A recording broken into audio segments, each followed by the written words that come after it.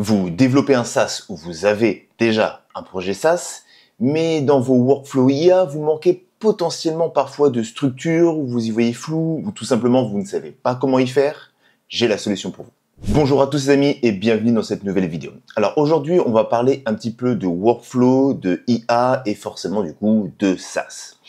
On a une problématique en ce moment qui est récurrente, que je vois autour de moi dans mon entourage ou avec les gens que j'accompagne, c'est qu'ils me disent que j'arrive pas très bien à cadrer mes projets, mes workflows IA. C'est vrai qu'on a un petit peu de tout qui traîne. On a du spec-driven développement, on ne sait pas comment cadrer l'IA, le contexte est parfois flou et à chaque fois finalement ça amène à des choses un peu qui sont pas consistantes, où on a besoin de beaucoup d'itérer. Et souvent, ce que je vois, c'est que finalement, avec les Cloud Code et les outils, les LLM qui sont super puissants et super efficaces quand ils sont bien orchestrés, les gens se retrouvent finalement limite à vibe coder avec Cloud Code.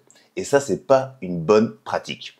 Nous, ce qu'on veut et ce dont l'IA a besoin, les agents ont besoin d'une structure, d'un contexte et d'une mémoire qui est pertinente et surtout qui est consistante sur le temps. C'est pour ça, et c'est là qu'intervient du coup l'outil d'aujourd'hui que je vais vous présenter qui s'appelle du coup SpecKit. SpecKit va nous permettre et va vous permettre du coup d'avoir faut le voir comme une sorte de framework qui va du coup, au lieu d'essayer de piocher des méthodes à droite, à gauche, d'essayer d'avoir à chaque fois des workflows différents, de tester, etc. C'est très bien si vous avez votre maison qui fonctionne, mais pour ceux à qui ça marche pas ou c'est pas le cas, en tout cas, je vous propose du coup d'avoir SpecKit qui va être du coup le framework, la coquille qui va avoir un workflow totalement présent, fonctionnel, établi, que vous allez devoir suivre des conventions, des commandes, des actions. On passe tout de suite sur mon écran. Alors, tout d'abord, SpecKit, c'est quoi? Alors, pour ceux qui ne connaissent pas, je vous laisserai aller voir du coup le repo GitHub, mais SpecKit, voilà. L'idée de SpecKit, c'est ça. C'est du spec-driven développement. C'est-à-dire qu'on va donner du coup des spécifications, des détails du coup du langage naturel humain à l'IA pour driver du coup, pour piloter le développement. Tout est basé sur les features, sur la documentation. Et c'est là que le framework va prendre tout son sens. Alors je vais vous présenter un peu le workflow, parce que le but c'est pas de vous détailler la documentation de SpecKit, mais je vais vous présenter tout simplement le workflow complet de SpecKit, comment ça fonctionne. Je vous ai fait une petite présentation et vous allez voir que c'est assez simple et finalement c'est très intuitif, très efficace. On est parti. SpecKit, du coup. Alors, le workflow de SpecKit. On a une première chose qui va être du coup ce qu'on appelle la première commande. On va voir tout ça après en démo. Je vous fais une démo, donc restez bien jusqu'à la fin. Vous allez voir, c'est très puissant et très efficace. Le / constitution, c'est la première commande qui va être à lancer et qui va nous permettre en gros de définir les standards de notre projet. Donc vraiment, et les principes. Vraiment la coquille de base. Voyez-le comme une sorte de init du projet, comme vous faites un / init sur Cloud Code par exemple. Ok. La première étape du workflow, elle est simple, c'est le specify. Donc avec la commande /specify ou speckit.specify, vous allez définir ce que vous voulez construire, tout simplement. Mais à ce stade-là, on ne parle en aucunement de partie technique. Il n'y a pas de conception de développement ou de détails techniques. C'est simplement, voilà, je veux construire une application qui me permet de savoir quand est-ce que Mercure est aligné avec Pluton. Je sais pas pourquoi j'ai sorti ça, mais voilà. C'est la première étape. À ce moment-là, du coup, le projet SpecKit va du coup taper dans les fichiers et faire tout son petit cheminement pour arriver du coup à des documents qu'on verra après qui vont constituer la base et la racine, la genèse de notre projet. Ok. Seconde étape, on va aller du coup de la partie Clarify. Alors, il est en blanc et pas en bleu. Bleu, c'est indispensable et blanc, c'est optionnel, facultatif. Mais vous allez voir que c'est quand même super cool. Le / clarify va nous permettre de préciser, de peaufiner. L'IA va venir analyser notre projet, notre demande, notre specify, et elle va nous poser des questions. S'il lui manque des informations, des choses auxquelles on n'a pas pensé, elle va venir et dire « Ah, j'aurais peut-être besoin de ce genre d'informations, est-ce que tu peux clarifier ?» Donc on va répondre aux questions que l'IA va nous poser sur notre projet pour justement clarifier le besoin. Simple, efficace. Ensuite, on passe à la troisième étape qui est le plan, donc un / plan. Là, clairement, le message il est clair, le but est d'intégrer un plan d'action. Qu'est-ce qui va être fait, comment ça va être fait, etc., etc. Vous connaissez, pas besoin de s'attarder sur ce point-là. Il est bien sûr indispensable. Ensuite, on a quatrième étape du workflow, on est sur la partie task. Là, à ce moment-là, on va du coup utiliser l'IA, va utiliser SpecKit, va utiliser ce qui a été généré avec le slash plan, donc le plan d'action, et va le découper, ce plan-là, en différentes tâches qui vont constituer du coup les étapes clés de votre projet. Ainsi, à l'étape suivante, du coup, à l'étape du coup analyse qui est facultative, donc là c'est plus la partie documentation, etc. Mais surtout à l'étape, vous voyez bien, oui, ce que je fais, c'est bon. À la dernière étape qui est du coup je peux supprimer ça, implémente. Là, on rentre directement dans le vif du sujet, c'est simplement qu'on va prendre le fichier des tâches et on va dire implémente cette feature, implémente toutes les tâches, etc., etc., etc.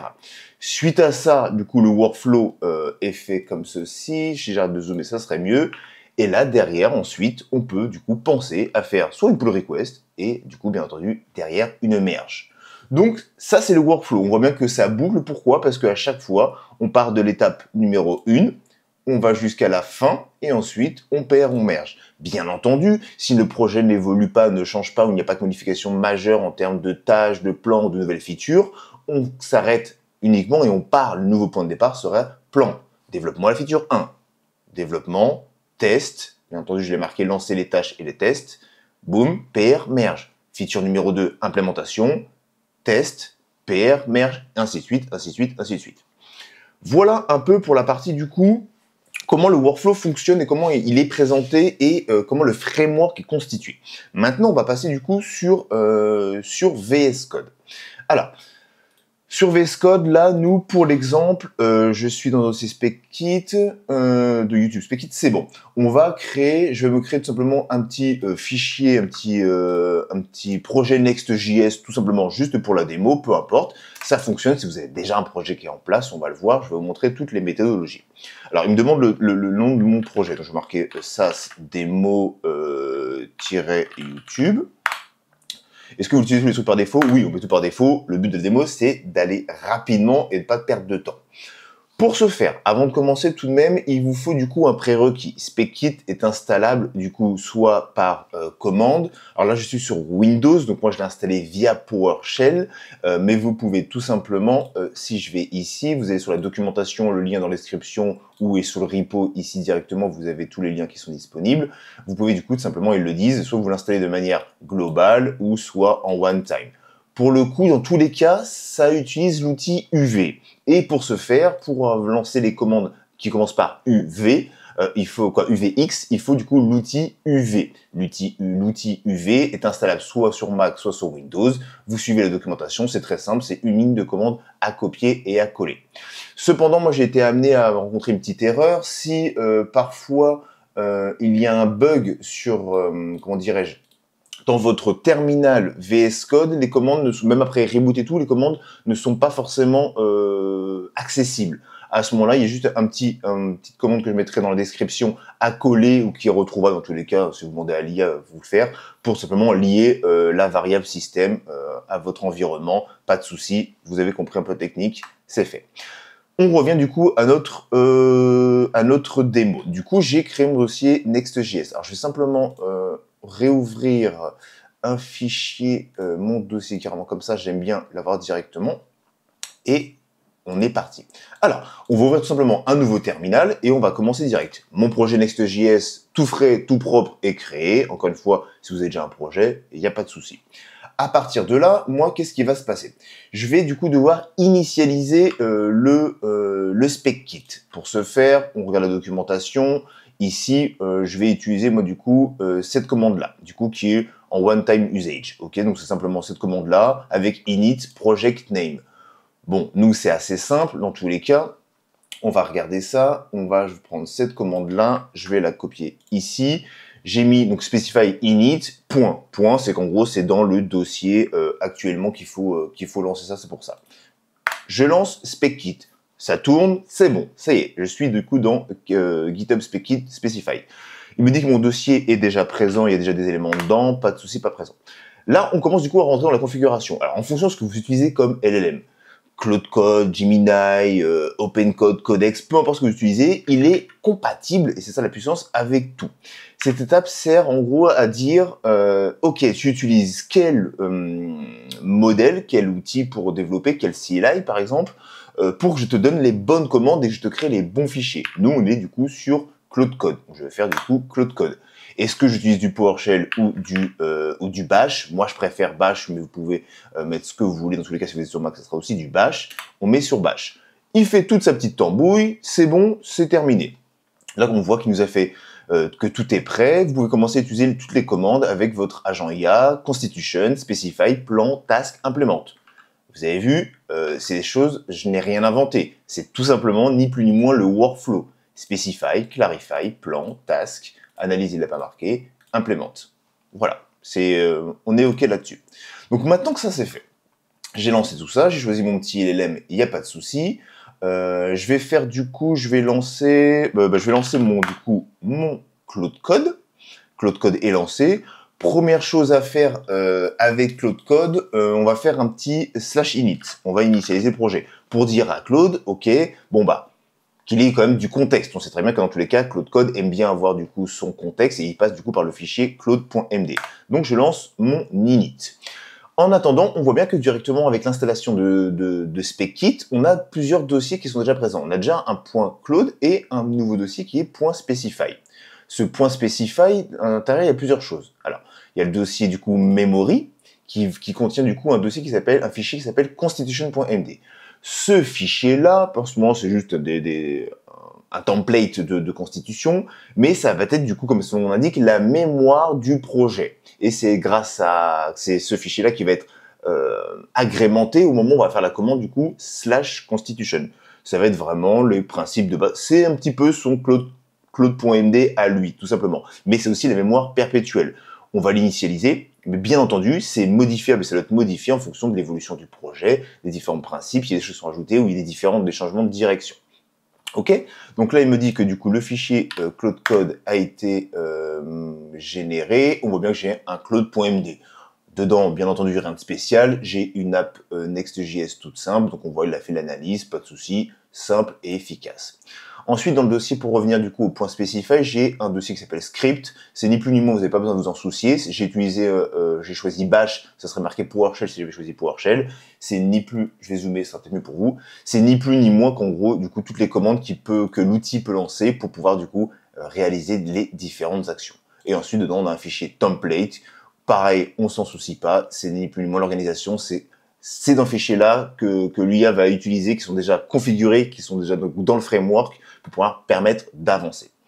Finalement, dans Claude Code, on a quasiment la même chose, et on a du coup toutes les commandes, dans le dossier commande ici, toutes les commandes qu'on a vues précédemment, qui sont présentes dans le plan. Specify, Task, etc., etc. Donc c'est ces commandes-là que je vais utiliser pour pouvoir lancer mes différents outils. Ici, je vais faire un /clear, parce qu'effectivement, je n'ai plus besoin d'avoir de contexte ou de mémoire, parce que dans tous les cas, mon dossier, mon LLM va utiliser du coup la mémoire du Specify, donc tout est gardé en permanence. Donc n'ayez pas peur de fermer, de close ou de clear pour avoir plus de lisibilité. Ça n'aura aucun impact. Toute la mémoire est vraiment bien structurée. C'est très très puissant. Maintenant que ça c'est fait, j'ai clear, j'ai fait mon init, je vais publier ma petite branche. Je vérifie que vous voyez bien, parce qu'à chaque fois, je fais un nouvel outil et je vais pusher tout ça. Donc là, j'ai tout simplement push sur la master branch mon init. J'ai pas de remote. Je vais faire rajouter un remote, mais il va me dire non. Donc je vais publier la branche en privé. Ça n'a aucun intérêt autrement. Et c'est parti. Ok. Donc là, c'est bon. Maintenant que j'ai fait, donc j'ai, du coup, pour récapituler, j'ai installé le SpecKit.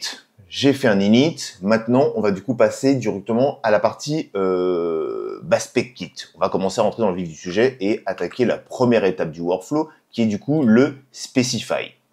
On est parti. Petite parenthèse rapide, si tu veux intégrer l'IA dans ton SaaS, mais de façon vraiment utile, que ce soit dans ton produit ou dans ton process de développement, je t'invite à cliquer sur le premier lien en description. On t'offre un diagnostic stratégique 100% offert. Tu viens avec ton projet, on t'aide à identifier les bons leviers IA, sans complexité, et ça que tu bosses avec nous ou pas par la suite. Alors, du coup, j'ai dit specify, non. On va commencer du coup par le constitution. C'est la base du projet. C'est le petit init. On l'a pas encore fait. Excusez-moi. Donc là, ici, je vais tout simplement du coup demander à Claude Code de me de lancer la commande du coup qui s'appelle slash constitution. Donc c'est specit.constitution. Oui. Et là, dans ce prompt là, quoi, dans cette étape là, moi personnellement pour la démo, j'ai un projet Next.js classique. Donc je vais tout simplement lui dire write clean code and follow best practice from Next.js. Next.js, on a combien? Next.js 15. Ok, je vais juste lui dire ça, tout simplement. L'idée, c'est vraiment son petit init à lui. Donc l'idée, là, pour l'instant, on n'est pas du tout sur la partie technique. Je le rappelle, on n'est pas en train de donner des détails techniques sur mon projet, etc. On n'est pas de constitution, pardon. On n'est pas en train de donner dans la constitution de donner des détails techniques sur le projet. On n'est pas encore dedans. Juste simplement, en fait, en gros, voilà. J'initialise les projets standards, ma structure, etc., les principes, mais c'est tout.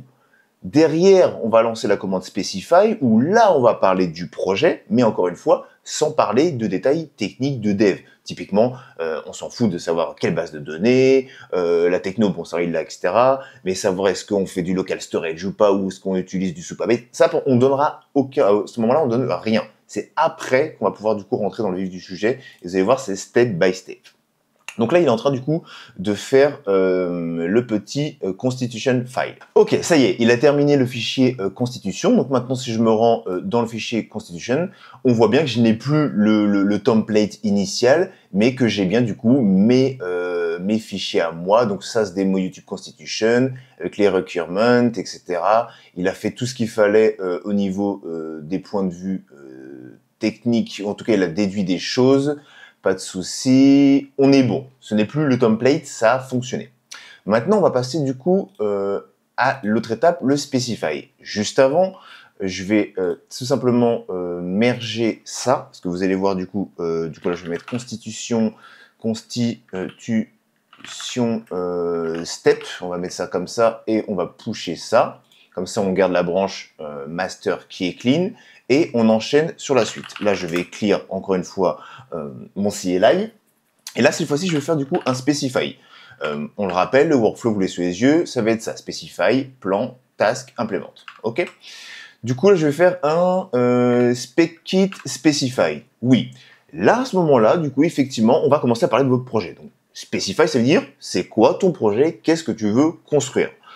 Encore une fois, sans détails techniques. Donc là, pour la démo, moi, j'ai pris un exemple de je veux créer un formulaire, un builder formulaire qui permet aux utilisateurs de créer des formulaires en ligne professionnels sans avoir de compétences techniques. La plateforme doit permettre, avec un simple éditeur de texte, à l'utilisateur de répondre à des questions et automatiquement faire quelque chose qui est clean, qui est moderne, etc., etc., etc. L'utilisateur doit pouvoir créer des formulaires, event registration, un quiz in minute. Alors, on va enlever quand même quelques features qu'on va laisser, on verra bien. En fait, ni plus ni moins, c'est un tally.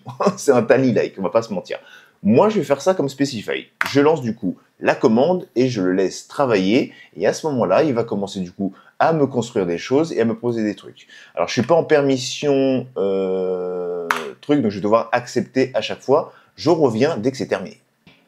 Ça y est, il arrive à la fin du coup de la création du specify. Donc là, pour cette étape-là, on a du coup tout qui a été du coup clarifié. J'ai donné le contexte de mon projet. Première chose importante, c'est qu'il nous a du coup créé une branche automatiquement. C'est-à-dire qu'en gros, au moment où je fais mon specify, où je crée du coup ça, je vois que du coup maintenant je suis sur form builder. Et c'est pas moi qui ai créé ça pendant que j'étais en off, c'est automatiquement, il m'a créé du coup une branche détachée de la master pour pouvoir du coup, qui porte pour nom, bah là le nom c'est form builder parce que c'était le nom du projet le plus cohérent semble-t-il, et il a créé directement cette branche tout seul sur laquelle il s'est basé. Et dedans, il nous a mis du coup là des nouveaux fichiers. J'ai un fichier, un dossier maintenant qui s'appelle spec avec le nom et l'identifiant form builder qui est apparu. Et à l'intérieur, du coup, j'ai la checklist avec du coup, hop, si je fais ça, j'ai le fichier spec.md qui est apparu. Alors, je vais zoomer comme ça.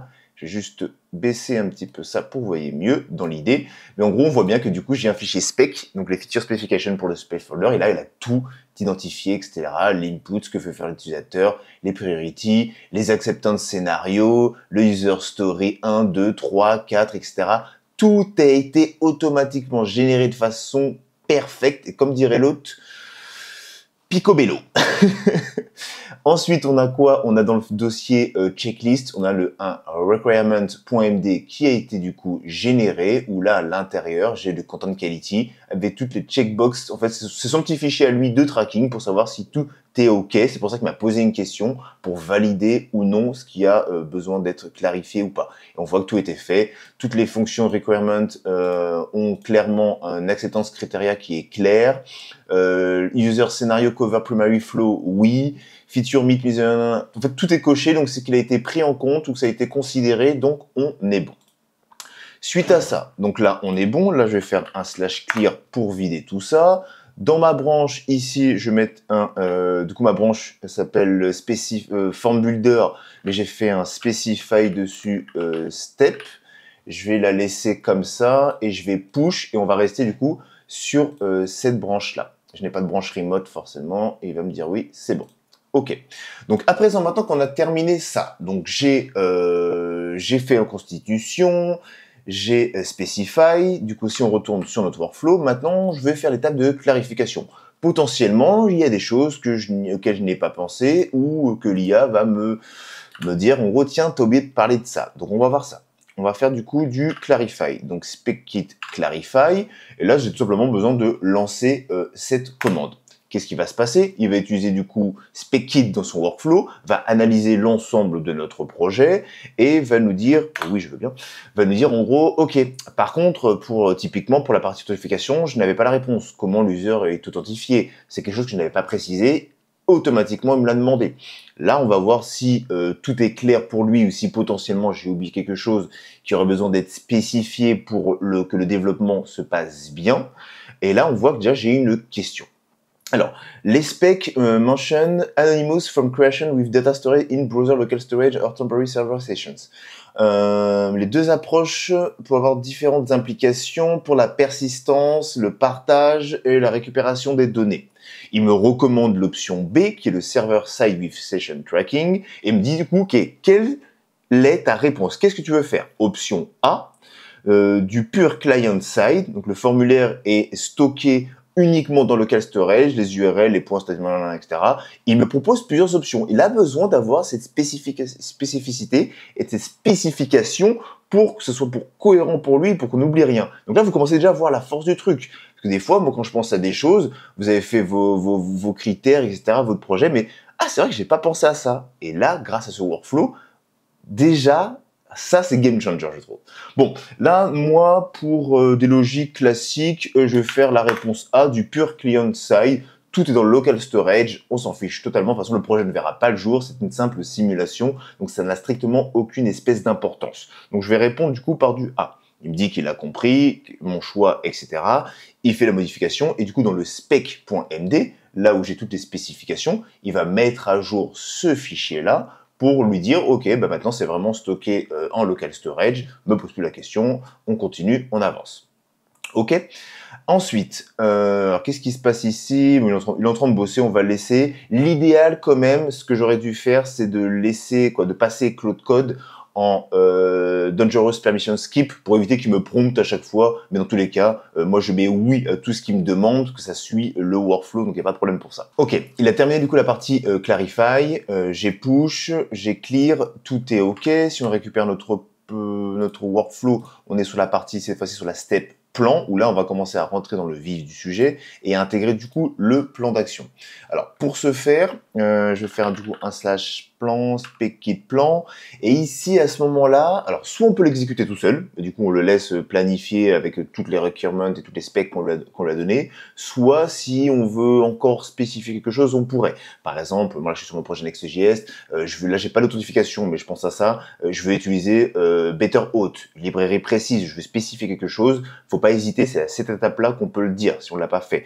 Je veux avoir une base de données en Supabase, je veux du local storage, etc. Nous, tout a été est à peu près spécifié, donc on va le laisser simplement et clairement se lancer tout seul.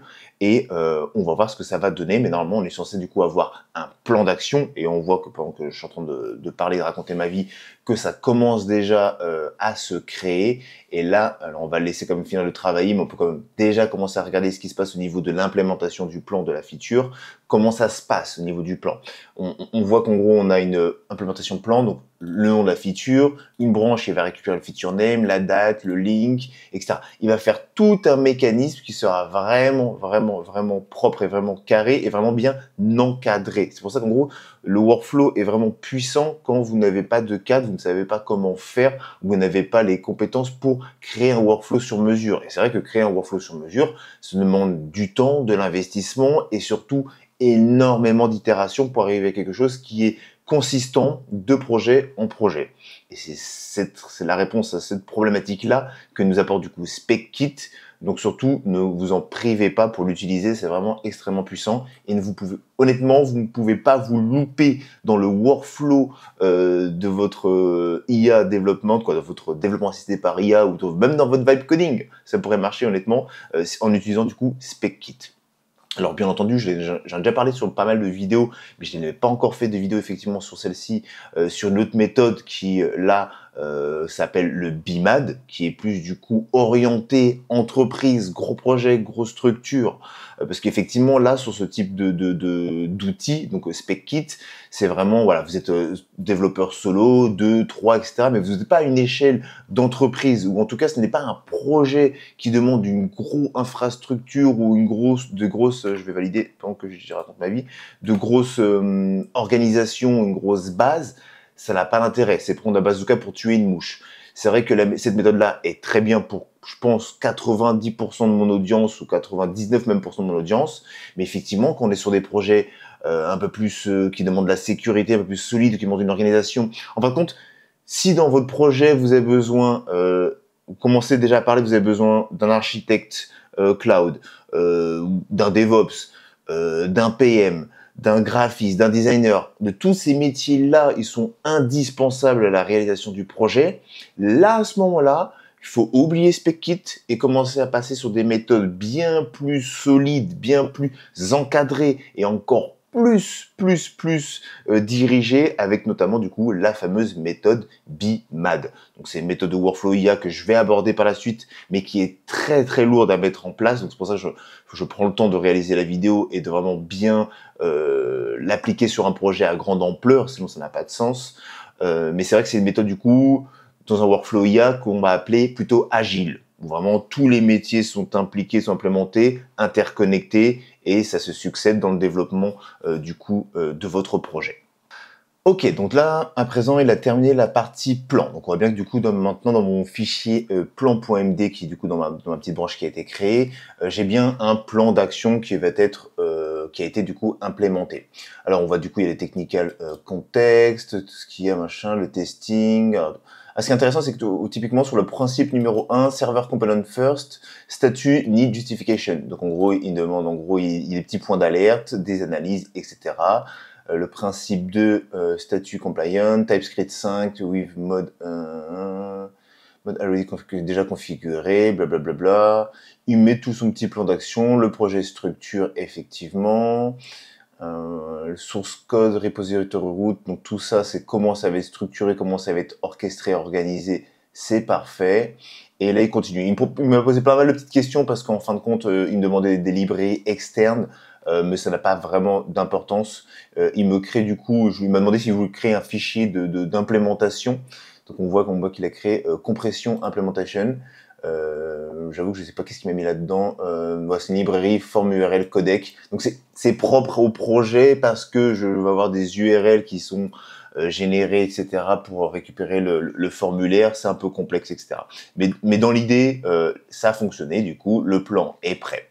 Maintenant, on va passer à l'étape suivante. Donc, juste avant ça, je vais push ça en disant du coup plan step et on va le balancer. On va dire que c'est OK parce que ça l'est. Je vais clear ici. Et maintenant que du coup j'ai le plan d'action qui est prêt, qui est en place, tout est OK, je vais pouvoir passer du coup au task. Donc du coup là je vais faire un slash task, génération spécifique, SpecKit task. Alors, petite astuce d'ailleurs pour ceux qui n'ont pas les commandes ou qui ont flemme à chaque fois, parce que des fois vous cliquez dessus sans faire exprès, effectivement, il faut appuyer la commande. Dès que c'est surligné en bleu, vous faites un tab et ça sectionne en gros la commande et vous pouvez rajouter un prompt derrière. Des fois, pour X ou Y raison, vous pouvez ne pas aimer ou faire des petites erreurs. Ce qui est intéressant, ça marche pour toutes les commandes. Typiquement, si je vais dans commandes, donc j'ai toutes mes commandes depuis tout à l'heure. Moi, je suis au mode, je suis à l'étape des tâches. Je peux reprendre directement le fichier et vous l'ajouter ici et vous le balancer et ça va avoir exactement le même résultat. Claude Code va comprendre qu'il veut lancer du coup cette fameuse tâche. Ok, donc à présent, la commande task, du coup, qui va venir se baser sur la partie, sur le plan, est terminée. Alors, j'ai dû couper et partir sur, du coup, Codex, parce que j'ai atteint la limite sur Claude Code et ça se réutilise que dans très longtemps. Donc, je suis passé sur Codex. Donc, pour ce faire, comme on l'a vu au début de la vidéo, on retape la commande, on fait une réinitialisation avec le SpecKit point. On installe du coup le CLI qu'on veut, Codex, et là du coup on voit bien qu'ici ça nous a créé, hop si je zoome, un petit dossier .codex, et cette fois-ci avec des prompts au lieu de commandes, parce qu'on est sur Codex, et j'ai exactement la même structure, ça ne change rien, et c'est ça la force, et vous pouvez switcher de CLI ou de modèle dans votre projet. Le constitution n'est toujours pas inchangé, et le plan reste lui de ce côté inchangé. Il m'a créé bien entendu un agent.md qui était à la base pour faire un init au niveau de Codex. Donc j'avais mon plan, j'ai maintenant du coup mes tâches. Ça y est, ça a été fait. Du coup, toutes les tâches sont implémentées dans ce long fichier. Il a du coup cassé tout le plan, il a découpé plutôt tout le plan pour en effectuer plusieurs petites tâches. Donc maintenant que ça c'est fait, on va juste regarder les fichiers, mais juste avant, je vais marquer du coup le task step. Et je vais commit ça pour être tranquille, pour avoir un backup, une branche de backup. Et si on regarde un petit peu le fichier task, on voit que du coup, à l'intérieur, donc c'est bien mon form builder, on voit comment ça a été construit, comment ça a été fait, etc. Et la phase numéro 1, c'est setup. Du coup, la phase de setup. On voit bien que en tâche numéro 1 à tâche 001, c'est aligner React, Next.js, Tailwind, CSS version, inpackage.json. Donc, ce qui va se passer maintenant, c'est que du coup, je vais clear tout ça. Hop, si je peux faire ça comme ça. Alors, je vais juste le relancer, parce que je vais le mettre en mode YOLO, le petit codex. Donc, je vais le fermer et je vais rouvrir ça. Et je vais mettre un codex. C'est YOLO, je crois, de mémoire. Oui, c'est bon.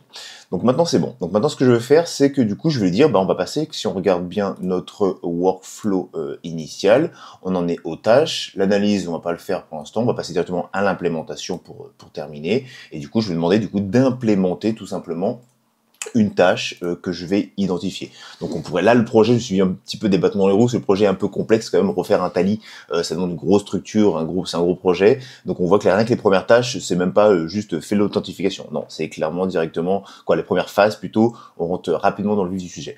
Là, je vais focus du coup sur la tâche T001, donc je vais récupérer ça et je vais dire, tu m'implémentes la tâche T001. Là, du coup, directement derrière, il va prendre le prompt et chercher dans ce fichier la tâche, c'est quoi la tâche T01, et il est censé me faire du coup cette fonctionnalité-là. Alors, pour ce faire, je vais dire let's begin with... alors, c'est la task number... Là, je vais lui coller du coup la T001. Et vu qu'on est sur Codex, et il prend en paramètre des prompts, donc en fin de compte, tout ce fichier-là, de tâches, qui normalement est une commande, si on voit bien sur Claude Code, c'est une commande qui appelle et qui va chercher et qui va lancer. Là, la différence, en gros, c'est tout simplement, je vais prendre tout le prompt, je change pas grand-chose, mais je vais prendre le prompt et je vais le coller après ma requête à moi, mon argument, parce qu'on voit bien que le premier paramètre, du coup, dans ce fichier-là, c'est user input, text argument, et voilà. Et bien sûr, c'est marqué, tu dois absolument considérer ce que l'utilisateur t'a demandé, si ce n'est pas vide. Et ensuite seulement, il passe du coup à tout ça, il va récupérer les fichiers. On voit que c'est vraiment très très bien structuré, hein. D'où l'importance et la puissance de ce workflow, c'est que chaque fichier, chaque tâche, chaque étape est vraiment bien structurée, bien dirigée, donc vous ne pouvez pas normalement vous tromper. Alors, au niveau de l'implémentation, qu'est-ce qu'il a compris? Est-ce qu'il a bien compris ce que je voulais? J'en suis où? Phase 1, phase structure. Il a récupéré les phases structure, c'était le projet initial, etc., etc. Il part sur quoi? L'idée est complètement cassée au niveau de la visibilité. Je sais pas si vous voyez, mais c'est pas fou. Donc on va voir ce qu'il m'a trouvé et je vous récupère dès qu'il a terminé du coup la première tâche qui est censée être, si je récupère mon task.md qui est là, je vais demander la T001, donc c'est simplement en gros mettre à jour le fichier package.json et le log.json. Ok, donc du coup notre première tâche est, il vient de terminer la première tâche et du coup normalement il nous a bien modifié du coup, pour rappel, la tâche était du coup de mettre en accord du coup les différentes versions du package.json et si je regarde ce qui a été fait effectivement dans le package.json, on voit que du coup il a mis la version Tailwind CSS et post CSS. Il a fait une mise à jour, ok, donc ça c'est bon. Et ensuite, dans le fichier, le lock, forcément, il y a le reflet de ces modifications-là. Donc voilà. Donc la première tâche était ultra simple, on est ok, mais l'idée c'est de vous montrer qu'il comprend quand on focus sur une tâche. Là, bien entendu, je pourrais très bien lui demander de faire, écoute, tu me fais toute la phase 1 pour tout me mettre en place. Et il exécuterait toute cette phase 1, et ainsi de suite, la phase 2, la phase 3. Je vous conseille vraiment quand même de dégrossir et de faire phase par phase en fonction de la complexité des tâches dans les phases. Ça permet quand même d'avoir des choses un peu plus consistantes et surtout un peu moins lourdes et un peu moins longues. Après, si vous partez 8 heures au travail et que vous voulez tester, vous pouvez partir. Hein, vous mettez moi je suis en mode YOLO, donc vous mettez en mode YOLO et vous laissez le faire, mais bon. Quand même, c'est quand même mieux d'avoir chaque feature à chaque fois bien découpée, ne serait-ce que pour les branches et les commits et les validations, etc. Donc ici, du coup, on va marquer tâche 001, task, on va dire, comment on pourrait appeler ça? On va l'appeler Tailwind. On s'en moque un petit peu, c'est pas grave. Je vais commit tout ça du coup. On sait que c'est ma première tâche qui est effectuée. Je fais une commit, je fais une merge. Et on est raccord du coup avec notre principe. C'est qu'en gros, j'ai fait une tâche, je l'ai vérifiée, elle est juste. À ce moment-là, je fais une PR, entre guillemets, une merge. Pour l'instant, moi, j'ai juste push. Mais dans l'idée, bien sûr, je vais aller sur GitHub, créer la pull request, la valider. Et ensuite, je merge tout ça sur master une fois que c'est fonctionnel. Ok, donc on va s'arrêter là pour l'exemple des tâches, parce que sinon ça peut durer très longtemps vu la complexité du projet sur lequel j'ai lancé le test. Mais du coup maintenant ce qu'on va pouvoir faire, du coup on va voir du coup si ça fonctionne. Donc on va aller tout simplement, je vais lancer un petit npm run dev. Alors j'ai rien en tâche qui a été lancé qui va pouvoir en gros normalement montrer un résultat final. Oui forcément, parce que du coup mon projet étant assez complexe, je n'ai rien intégré, j'ai lancé aucune tâche qui permet tout simplement au projet d'avoir une autre tête et en tout cas de modifier la page d'accueil. Donc j'aurais pu très bien faire une landing page, faire n'importe quoi, etc., etc. Mais en tout cas, l'exemple est clair et le workflow est ultra puissant. Vous l'aurez compris, je vous le remontre une dernière fois du coup. Comment ça fonctionne et la puissance de ce workflow du coup. On part toujours du coup d'un fichier constitution, on spécifie du coup avec rien de technique, on clarifie si on a besoin du coup d'avoir plus de détails ou si l'IA nous pose des questions, si on a oublié des choses, donc c'est encore puissant. On planifie, ça va nous créer un fichier de planification. On crée des tasks qui sont basés sur le plan. Analyse, on l'a pas vu, on le verra pas, mais dans tous les cas, ça n'a pas vraiment d'importance, c'est pour la documentation. Vous pouvez le faire si vous voulez, c'est optionnel. Et ensuite, on implémente en se basant sur les tâches. Et ensuite, on boucle comme ça à l'infini. Bien entendu, si je fais de nouveau un specify, donc par exemple, je pourrais très bien en gros ajouter quelque chose, ajouter une fonctionnalité que j'ai oubliée, je pourrais très bien le faire en utilisant du coup la commande de nouveau specify. Et là, à ce moment-là, ça va me recréer du coup, modifier le fichier constitution, ça va me recréer automatiquement une branche parce que c'est une nouvelle fonctionnalité ou c'est une nouvelle approche ou une nouvelle quelque chose qui va être faite et on peut recommencer le site comme ça à l'infini pour tout simplement améliorer ou faire évoluer le projet. Voilà les amis, maintenant vous avez du coup le workflow complet, presque ultime en tout cas pour les solo dev ou en tout cas les petites équipes, il est parfait. C'est un framework vraiment de workflow IA qui va correspondre à 90% des projets comme je disais au début de la vidéo. Donc ne vous en privez pas, arrêtez de chercher à droite, à gauche, de bidouiller. Si vous n'êtes pas à l'aise avec ça, utilisez ce workflow, vous verrez la vie sera beaucoup plus belle avec le dev assisté par IA. Je vous dis à plus tard, n'hésitez pas à laisser un petit like ou un commentaire si vous avez des questions. D'ici là, enjoy your SaaS. Si tu te reconnais dans l'un de ces cas, Tu veux intégrer de l'IA dans ton SaaS, mais tu sais pas par où commencer, et t'as pas envie de builder une feature inutile. Tu veux utiliser l'IA pour développer et scaler plus vite ton produit sans brûler 10K en dev, en outils ou en prestat freelance. T'as un SaaS en ligne, mais ça ne vend pas et tu ne sais pas d'où ça vient, mais t'as besoin de résultats. Ou tu veux vendre à des entreprises, mais t'as zéro certitude sur ta conformité RGPD ou l'AI Act, cybersécurité. Alors clique sur le lien en description et dépose ta candidature. Si ton projet est éligible, on t'offre un diagnostic stratégique complet. On t'explique ce qui bloque et surtout comment corriger le tir.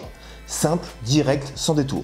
C'était Timothée, merci d'avoir regardé cette vidéo et on se retrouve très vite pour un prochain épisode.